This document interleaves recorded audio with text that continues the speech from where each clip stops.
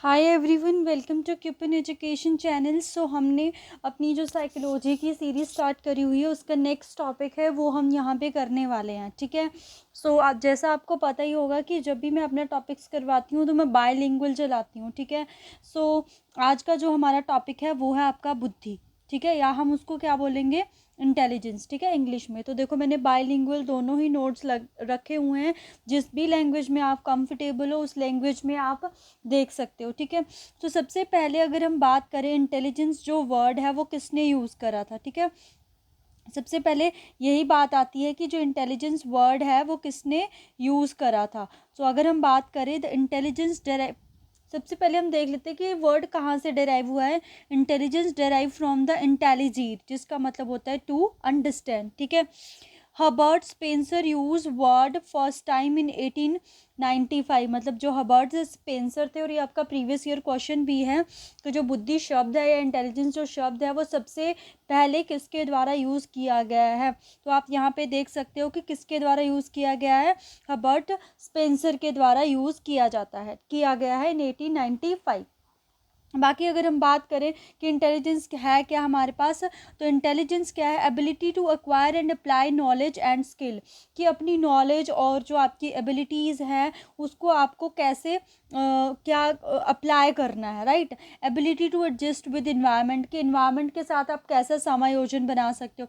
Ability to learn, ability to carry out abstract reasoning. Abstract reasoning का मतलब क्या है, अमूर्त संप्रत्यय। ठीक है। मतलब कि जो चीज़ें सामने भी नहीं है उन चीज़ों के बारे में भी सोचना। तो ये सारी जो चीज़ें हैं वो किसके अंदर आती है, वो आती है इंटेलिजेंस के अंदर। ठीक है।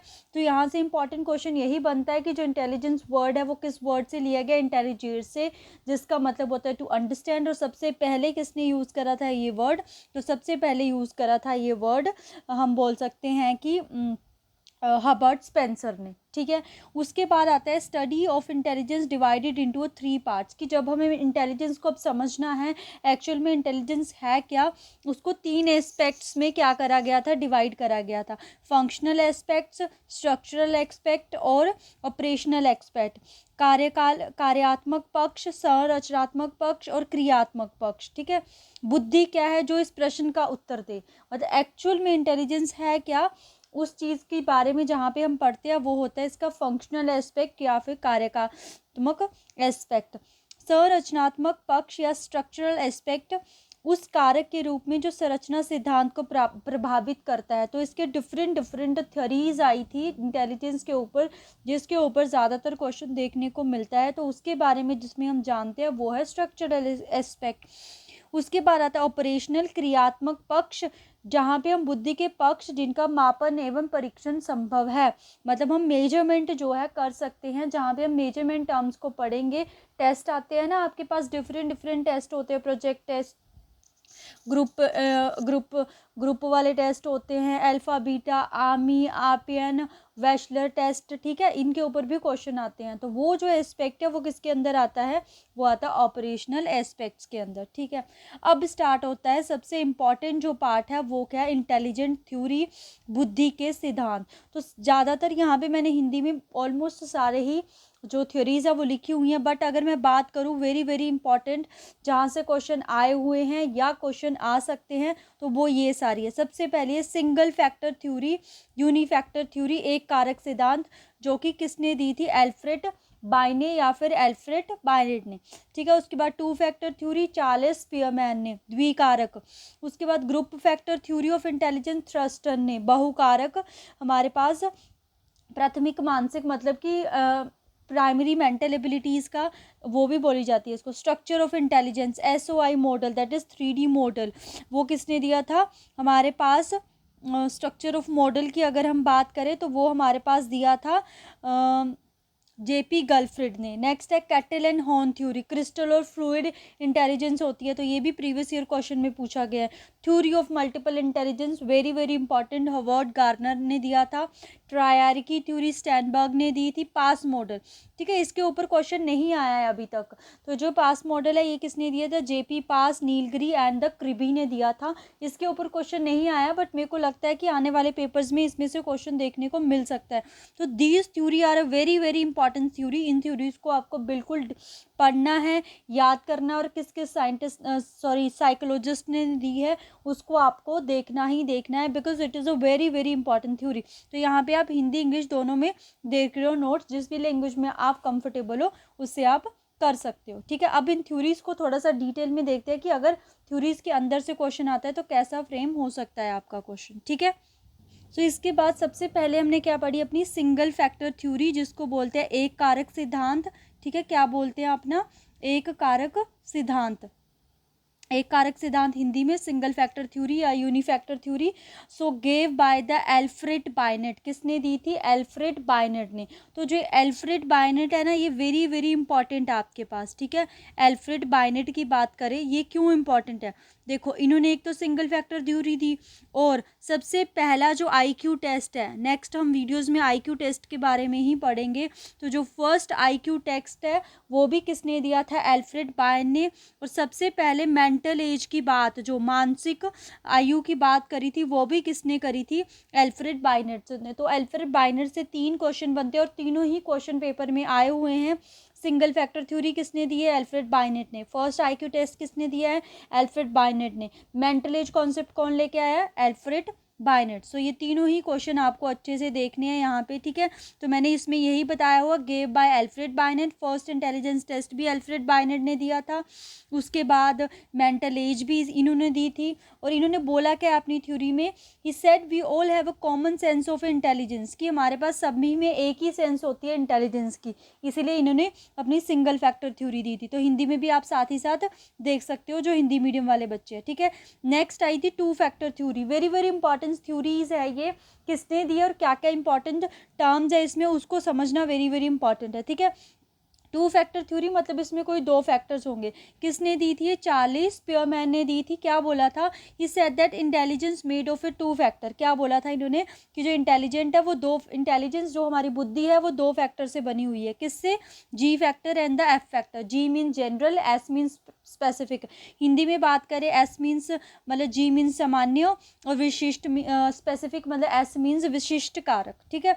तो डिफरेंस से समझते हैं इसको, general ability and the specific ability, मतलब ऐसी एबिलिटी जो हमारे में बाय बर्थ आती है, मतलब ऐसी एबिलिटी जो हेरिडिटी से हमारे बॉडी में आ गई है, ठीक है, हेरिडिटी से एक्वायर्ड हुई है बॉडी में, उनको हम जनरल एबिलिटीज़ बोलते हैं, ठीक है, जनरल एबिलिटीज़। और it is not a dynamic, मतलब इनको हम चेंज नहीं कर सकते हैं, क्योंकि थ्रू द हेरिडिटी आई है, इनको हम चेंज नहीं कर सकते। देखो स्पेसिफिक वर्ड का मतलब क्या होता है, स्पेसिफिक मतलब हमने खुद से एक्वायर करी है एक पर्टिकुलर फील्ड में, ठीक है। तो स्पेसिफिक एबिलिटीज़ क्या होगी, जो हम अपने एनवायरनमेंट से करते हैं।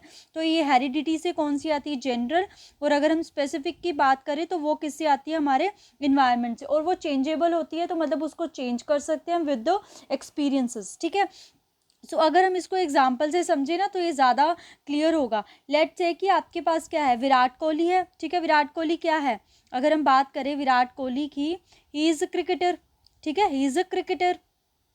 सो क्रिकेटर है, तो वो क्रिकेटर जो एबिलिटीज़ हैं, ये एबिलिटीज़ उसके पास विद द प्रैक्टिस आई हैं, तो मतलब ये एबिलिटीज़ क्या हुई उसकी, स्पेसिफिक एबिलिटीज़, ठीक है, एस फैक्टर। उसके बाद इसको फुटबॉल खेलना भी पसंद है, ठीक है, तो ये फुटबॉल भी खेलता है, तो फुटबॉल को हम स्पेसिफिक में कंसिडर नहीं करेंगे, वो इट जस्ट लाइक कि वो वैसे उसने सीख ली हैं, मतलब कि उसको पसंद थी वो गेम, वो भी पसंद थी, या उसको कोई प्लेयर होगा फेवरेट, तो उसको हम एज अ स्पेसिफिक इसको हम जनरल कंसिडर करेंगे, ठीक है। स्पेसिफिक वर्ड मतलब एक पर्टिकुलर फील्ड में, और फुट मतलब कि जनरल क्या है कि किसी भी फील्ड में जा सकते हैं, उसमें ऐसा ज़रूरी नहीं है हमें पूरी नॉलेज होनी चाहिए, ठीक है।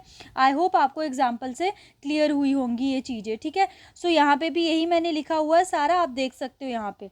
उसके बाद अगर हम बात करें, नेक्स्ट जो थ्योरी आती है वो आती है हमारे पास ग्रुप फैक्टर थ्योरी। हिंदी में बात करें अगर हम इसको बहुकारक थ्योरी बोलते हैं इसको, ठीक है, बहुकारक थ्योरी या फिर प्राथमिक मानसिक योग्यताओं का सिद्धांत, प्राइमरी मेंटल एबिलिटीज थ्योरी, ठीक है, theory of primary mental abilities English में।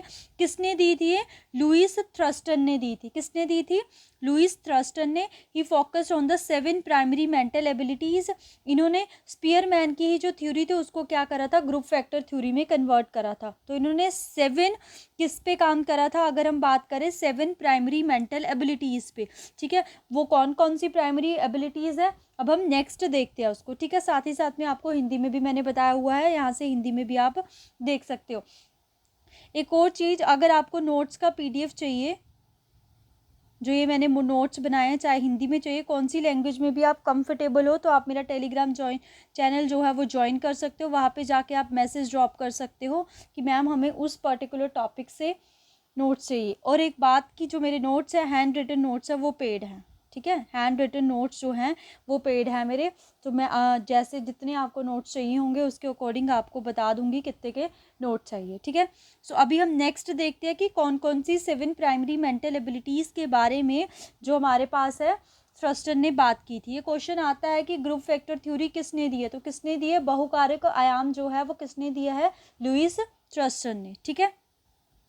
सो नेक्स्ट हमारे पास आया कि हमने क्या पढ़नी है, जो थ्रस्टन ने 7 मेंटल एबिलिटीज़ के बारे में बताया है उसको पढ़ना है। तो इसके लिए मैंने एक शॉर्ट ट्रिक बनाई हुई है। VPN होता है ना, वो अदर कंट्रीज़ की अगर आपको ऐप्स चलानी हो तो वो VPN करते रहते हैं हम। तो VPN BMW कार होती है, उससे मैंने बनाया SMW, VPN SMWR, VPN SNWR। V से हो गया वर्बल, P से हो गया परसेप्चुअल, N से हो गया न्यूमेरिकल, S से हो गया आपके पास स्पेशल एबिलिटी, M से हो गया मेमोरी, और W से हो गया वर्ड फ्लुएंसी, और हमारे पास R से हो गया रीजनिंग। ऐसे आप हिंदी में भी देख सकते हो।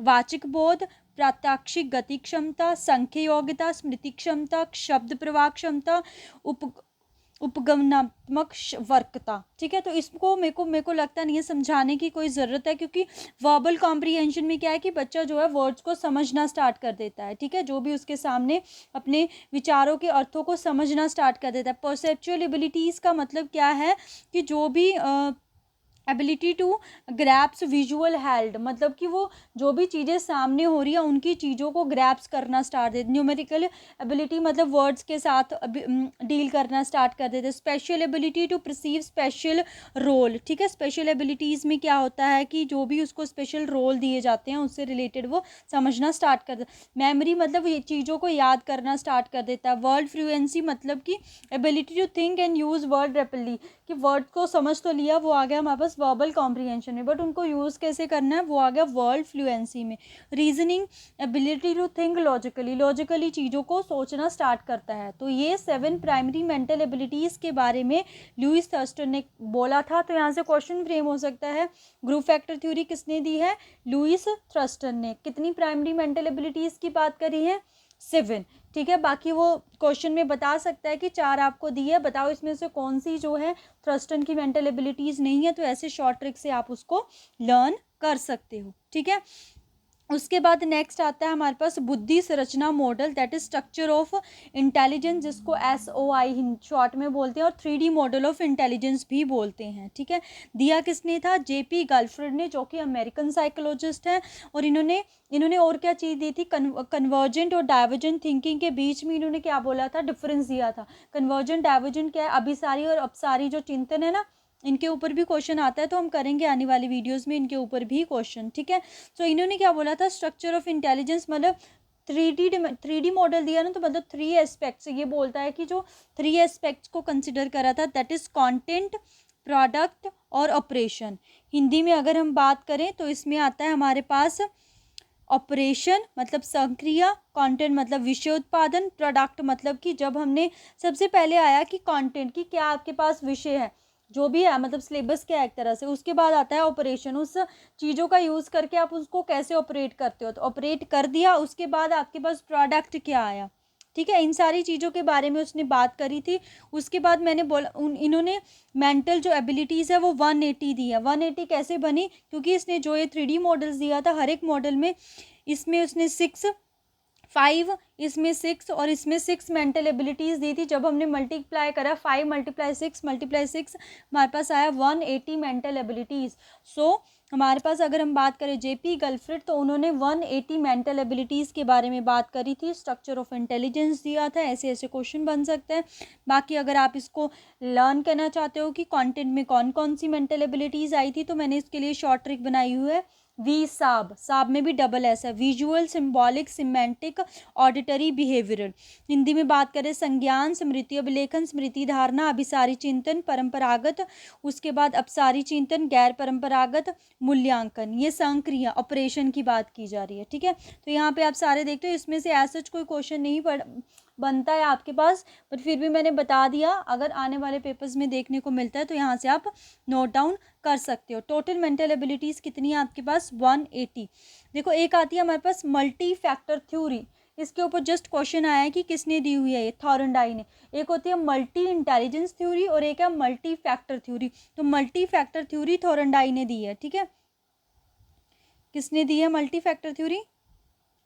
थॉरनडाई ने दी है, ठीक है। एक मल्टी इंटेलिजेंस थ्योरी है, वो हम आगे आने वाली वीडियोस में, मतलब आने वाले उसमें देख रहे हैं, थ्योरीज में देखेंगे, ठीक है। तो आई होप आपको ये थ्योरीज क्या होंगी अच्छे से समझ में आ गई होंगी, कैसे कैसे क्वेश्चंस है वो भी मैंने यहाँ पे आपको बता दिया, ठीक है। अब नेक्स्ट थ्योरी पे प्रोसीड करते हैं अपना।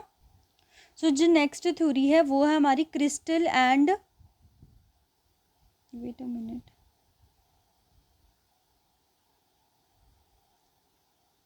नेक्स्ट थ्योरी हमारी है crystal and fluid intelligence. Hindi में बात करें ठोस और तरल बुद्धि किसने दी है, तो इसमें जो बात करी थी वो किसने दी थी? बी कैटल एंड हॉर्न ने। ये क्वेश्चन बना हुआ है आपका, ठीक है, पुराना क्वेश्चन है ये। बी कैटल एंड हॉर्न ने क्रिस्टल और फ्लूइड इंटेलिजेंस की बात करी थी। अगर इन दोनों में से ऑप्शन में एक ही है तो एक भी आप टिक कर सकते हो, दोनों है तो दोनों इसका राइट आंसर होंगे। क्रिस्टल इंटेलिजेंस का मतलब, क्रिस्टल मतलब एक तरह से ठोस, ठीक है, ऐसी थ्योरी जो हम इन्वायरमेंट से एक्वायर करते हैं, जैसे स्पेसिफिक थी ना वैसी क्रिस्टल होगी। उसके बाद फ्लूइड इंटेलिजेंस, फ्लूइड क्या होता है, मतलब वो चीज़ जो फ्लो कर सकती है, ठीक है, तरल, तरल बुद्धि होगी जो कि क्या होंगी? फ्लैक्सिबल होंगी and the gained by the heredity होती है, ठीक है। अब हम करेंगे वेरी वेरी इंपॉर्टेंट थ्योरी, जो कि है हमारे पास थ्योरी ऑफ मल्टीपल इंटेलिजेंस, ठीक है। थ्योरी ऑफ मल्टीपल इंटेलिजेंस या फिर बहुबुद्धि का सिद्धांत बोलते हैं। इसके प्रतिपादक कौन है? अगर हम बात करें हॉवर्ड गार्डनर, तो वेरी वेरी इंपॉर्टेंट है क्वेश्चन, सीधा ऐसे ही फ्रेम होता है कि मल्टीपल इंटेलिजेंस थ्योरी जो है वो किसने दी है, ठीक है। वो मल्टीपल फैक्टर थ्योरी थी, ये मल्टीपल इंटेलिजेंस थ्योरी है। मल्टीपल इंटेलिजेंस थ्योरी किसने दी है? हॉवर्ड गार्डनर ने। ये आपका अभी जो जून में पेपर हुआ है उसका क्वेश्चन भी है ये। ही believe that people have a different ways of thinking and learning, मतलब कि लोगों का अलग अलग अलग वे होता है हर किसी का। हम ऐसे नहीं बोल सकते, जैसे सबसे पहले अल्फ्रेड बाइनेट ने बोला था कि सब किसी की इंटेलिजेंस कॉमन वे में काम करती है। नो, इन्होंने बोला कि हर कोई हर एक फील्ड में स्पेशल हो सकता है, ठीक है, मतलब हर किसी की अलग अलग क्या हो सकता है, डिफरेंट वे हो सकता है थिंकिंग का भी और लर्निंग का भी। इसी चीज़ को सोचते हुए इन्होंने 8 टाइप्स ऑफ इंटेलिजेंस के बारे में बताया था, ठीक है। ये भी क्वेश्चन बनता है कि 8 टाइप ऑफ इंटेलिजेंस किसने दी थी, 7 type of primary mental abilities किसने दी थी, तो वो दी थी हमारे पास लुइस थर्स्टन ने। 8 टाइप किसने दी है हमारे पास? मल्टीपल इंटेलिजेंस वाली थ्योरी हॉवर्ड गार्डनर ने। और 180 प्राइमरी मेंटल एबिलिटीज़ की किसने बात की थी? जेपी गॉल्फ्रेड ने। ऐसे क्वेश्चन फ्रेम होते हैं यहाँ से, ठीक है। तो हमारे पास है इसकी शॉर्ट ट्रिक है किल माइंड्स, ठीक है। अगर आप इन वर्ड्स को देखोगे ना, आपके पास 9 वर्ड्स बन रहे हैं, बट हमारे पास जो टाइप्स ऑफ हम इंटेलिजेंस बात करें वो 8 है। एक जो टाइप है उसको कंसिडर करते हैं, नहीं भी करते हैं, ठीक है। वो कौन सी है? पर्टिकुलरली 8 ही है, बट बुक में कई जगह लिखा होता है आपके पास, ठीक है। तो मैं आपको बता दूंगी साथ ही साथ। तो यहाँ पे सबसे पहले आती है के से आती है किन्स्थेटिक। किन्स्थेटिक का हिंदी में देखें शारीरिक गतिक बुद्धि, मतलब जिसमें हम अपनी पूरी बॉडी का, मतलब ऐसा हमारा कोई टैलेंट जिसमें हम अपनी पूरी बॉडी का यूज़ करते हैं या बॉडी पार्ट का, जैसे धावक हो गए, नर्तक हो गए, एक्टर हो गए, डांसर हो गए, ठीक है।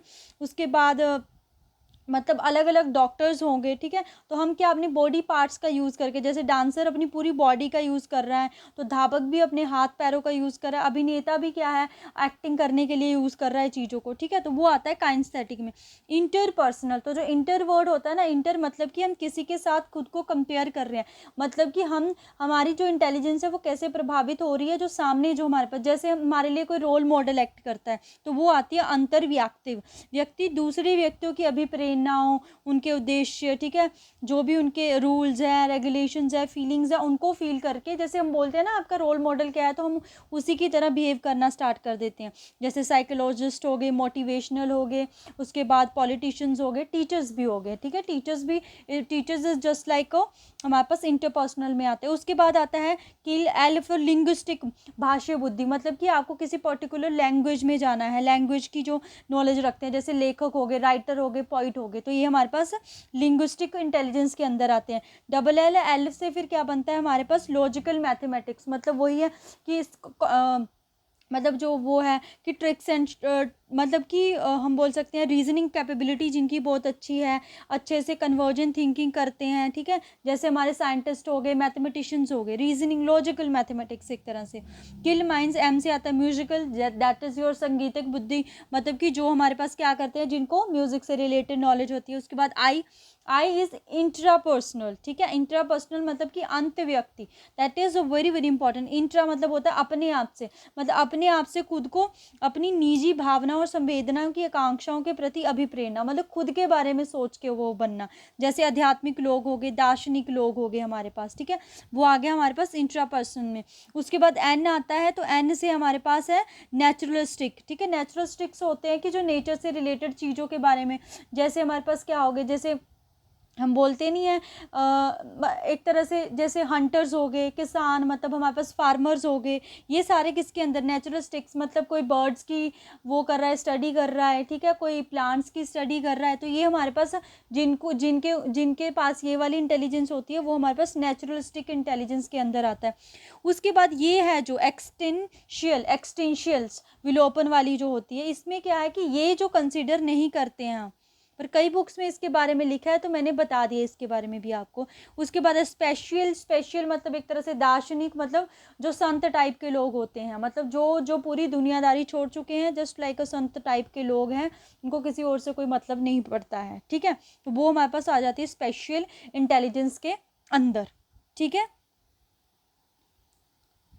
ये देख लिया हमने नेचुरलिस्टिक्स जो प्रकृतिवादी होते हैं, जैसे हमारे किसान हो गए, कोई गाइड हो गया, पक्षी हो गए, वैज्ञानिक भी होते हैं कई, है ना, जैसे जूलॉजी और बॉटनी वाले हो गए। एक्सटेंशियल जो अस्तित्ववादी होते हैं, मतलब जो मनुष्य के अस्तित्व, जीवन, मृत्यु आदि से संबंधित बौद्धिक कौशल, आध्यात्मिक गुरु, संत, साधु। स्पेशल हमारे पास हो गए देशिक बुद्धि, मतलब जो स्पेशल टाइप की शेप्स के बारे में, ठीक है। ओके, मैंने एक्सटेंशियल वाला आपको स्पेशल में बता दिया था, वो यहाँ पे स्पेशल में आना है कि जिसको शेप्स का आइडिया होता है, ठीक है। जैसे विमान चालक हो गए, नाविक हो गए, मतलब कि हमारे पास पेंटर हो गए, वास्तुकार हो गए, डिज़ाइनर हो गए, आर्किटेक्चर्स हो गए, ये सारे इंजीनियर्स हो गए, ठीक है, शेप्स के बारे में जिनको आइडिया होता है, तो वो आ जाते हैं हमारे पास स्पेशल, स्थानिक और देशिक बुद्धि के बारे में।